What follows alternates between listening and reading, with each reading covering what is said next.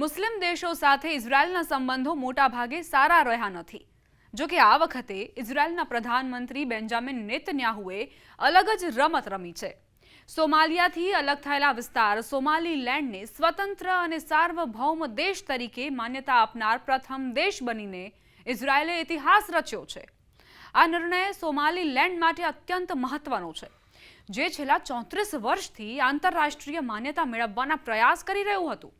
સોમાલીલેન્ડે 1991માં સોમાલિયાથી અલગ થઈને સ્વતંત્રતાની જાહેરાત કરી હતી, પરંતુ અત્યાર સુધી કોઈ પણ સંયુક્ત રાષ્ટ્ર સભ્ય દેશે તેને માન્યતા નહોતી આપી. આ પ્રકારની સ્થિતિમાં ઇઝરાયલનું આ પગલું ખૂબ જ મહત્વનું માનવામાં આવી રહ્યું છે. ઇઝરાયલના વિદેશ મંત્રી ગિડિયોન સારે જાહેરાત કરી છે કે ઇઝરાયલ અને સોમાલીલેન્ડ વચ્ચે પૂર્ણ કૂટનીતિક સંબંધો સ્થાપિત કરવાનો કરાર થયો છે. આ કરાર હેઠળ બંને દેશોમાં એકબીજાના દૂતાવાસ ખોલાશે અને રાજદૂતોની નિમણૂક કરવામાં આવશે. ઇઝરાયલનો આ નિર્ણય અનેક દેશોને આશ્ચર્યમાં મૂકનારો છે, જેમાં અરબના કેટલાક દેશો અને આફ્રિકી ખંડના દેશોનો સમાવેશ થાય છે. ભારત સાથે મૈત્રીપૂર્ણ સંબંધ ધરાવતા ઇઝરાયલે આ વખતે તુર્કી અને ઇજિપ્ત જેવા દેશોને નિશાન બનાવ્યા છે, જેમને આ નિર્ણયથી ખૂબ તકલીફ થઈ રહી છે. તુર્કીએ કહ્યું છે કે ઇઝરાયલ વિસ્તારવાદી નીતિ અપનાવી રહ્યું છે, પરંતુ નેતન્યાહુનું આ પગલું ઇઝરાયલ માટે કૂટનીતિનો માસ્ટર સ્ટ્રોક ગણવામાં આવી રહ્યો છે. સોમાલીલેન્ડ ક્યારે દેશ બન્યું તેનો પણ જવાબ તમને આપી દઈએ.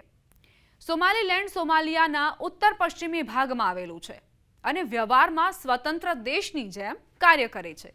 તેની સીમાઓ જીબુટી અને ઇથોપિયા સાથે જોડાયેલી છે. અહીં પોતાની સરકાર, સંસદ, સુરક્ષા દળ અને ચૂંટણી વ્યવસ્થા છે. તેમ છતાં તેને આંતરરાષ્ટ્રીય સ્તરે અત્યાર સુધી માન્યતા નહોતી મળી. ઇઝરાયલના પ્રધાનમંત્રી કાર્યાલયે આ નિર્ણયને અબ્રાહમ કરારની ભાવનાને અનુરૂપ ગણાવ્યો. 2020માં થયેલા આ કરારો હેઠળ ઇઝરાયલે અનેક અરબ દેશો સાથે સંબંધો સામાન્ય કર્યા હતા.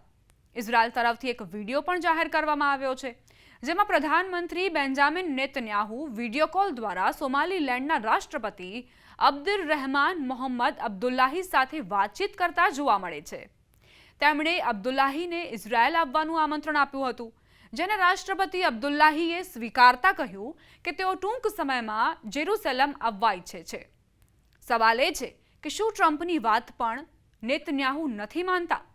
ઇઝરાયલના આ નિર્ણયથી સૌથી વધુ આશ્ચર્ય અમેરિકાને થશે, કારણ કે આ નિર્ણય પર આંતરરાષ્ટ્રીય સ્તરે મતભેદ સામે આવ્યા છે.